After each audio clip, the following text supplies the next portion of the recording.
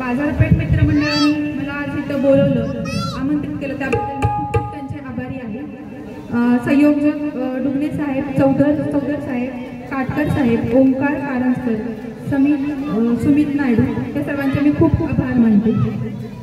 खरं तर जेव्हा मला भैयांचा फोन आला की तुला आज इथं होम मिनिस्टरला जायचं आहे वालचंदनगरला, मी सणाचा यावधी न करता मी लगेचच हो म्हणाले, कारण माझ्या या बाजारपेठेंच्या खूप साऱ्या आठवणी उजाळा मिळालेला आहे।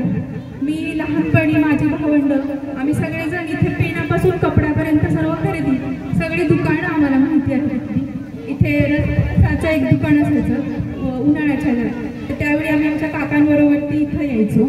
तिथे एक पाटवांचं आईस्क्रीमचं दुकान होतं, एक आजी असायच्या, आम्ही लहानपणी आलो आईस्क्रीम घ्यायला की त्या म्हणायच्या पैसे आणलेत का तुम्ही, आई वडिलांना विचारले का, म्हणायचं हो आई आजी आम्ही आणलंय सगळं, मग आम्ही तिथून घ्यायचो।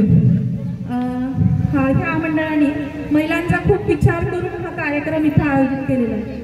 म्हणजे की महिलांचं जे आपलं एक लाईफ असतं ते सगळं कुटुंबाच्या कडेनेच फिरत असतं, लहान मुलं नवरा ह्याच्याकडेनेच आपलं सगळं आयुष्य फिरत असतं। आपण स्वतःसाठी कधी वेळ देत नाही किंवा विरंगुळ्यासाठी कधी क्षण काढत नाही, पण ह्या निमित्ताने होम मिनिस्टरच्या निमित्ताने आपल्याला एक विरंगुळ्याचा क्षण, लहानपणीच्या आठवणी, लहानपणीचे खेळ, ह्या सगळ्यांचा एक गिफ्ट, मजा मस्ती, या सगळ्यांचा एक क्षण अनुभवायला मिळतो।